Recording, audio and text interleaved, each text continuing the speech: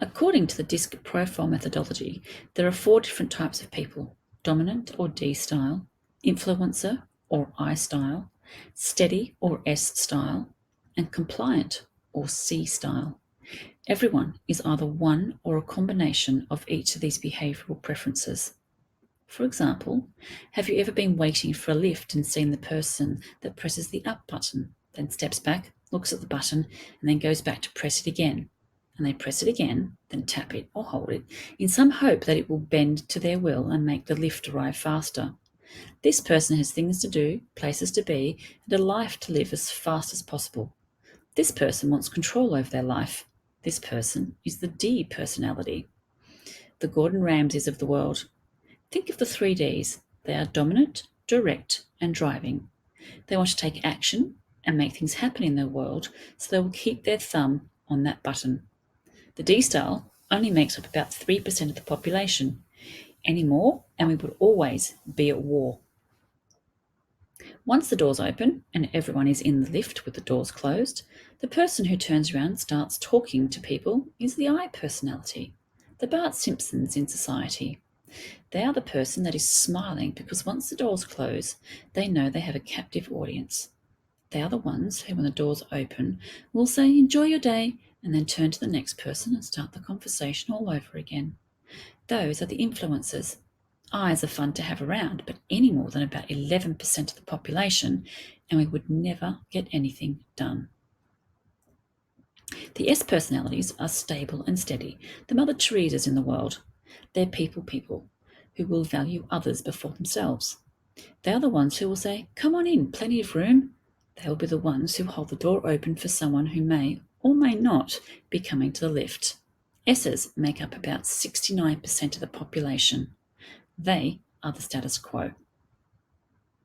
All the while, the D is back there going, "Come on, I've got to go, things to do, places to be, life to live." And the I is starting a conversation with the person they haven't even met yet. The S is there holding the door open. And if the lift gets too full, the S will say, "No, you go in. I'll take the stairs." They will get out and let somebody else in. But let's not forget the C's. They are the person that is very quiet, off to the side, the Lisa Simpsons of society, the person you generally don't even notice. They will be there calculating the weight of every person waiting to get into the lift and checking to see if it exceeds the maximum weight posted outside the lift. All this before the lift even arrives. The entire time they're in the lift, they're doing the maths and thinking, if one person gets on, I'm off. Today is not the day I die. They're the person who notices when the inspection date is due on the lift. C's make up about 17% of the population. Too many C's, and we'll be forever bogged down in the detail. These are the 4 personality styles. It's really important to know these personality styles. It's important for you to know what blend of these styles you are, and it is also important to know what your personality style will change based on your environment. Another example, people who are normally really easygoing and steady, they get behind the wheel of the car and they turn into a D. When you start to merge, the person that gets in front or won't let you through, they're the D. They will drive aggressively. Their best friend will be the accelerator, and their enemy will be his brake. The I will be the one trying to merge into the lane at the last minute. They will have been singing along to Bohemian Rhapsody, trying to master all the parts, and at the same time will have been thinking about how they remember the last time they were here and how different it is now. Then they will notice the end of the lane coming up and will suddenly be trying to merge at the very end.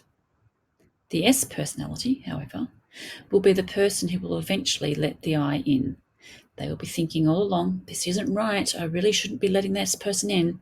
And so eventually they do, and they will be making excuses in defense of the late merger to justify them letting that person in. Finally, the C's don't have to worry about any of this merging shenanigans.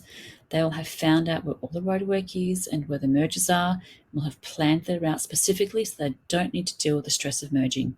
And the C's will also be the people with the tendency to turn up everywhere half hour early, just in case the meeting starts early or there is unexpected traffic. In conclusion, we can use these personality styles and traits to determine roughly the type of person someone is, and then use that information to help them and those around them because people are predictably different.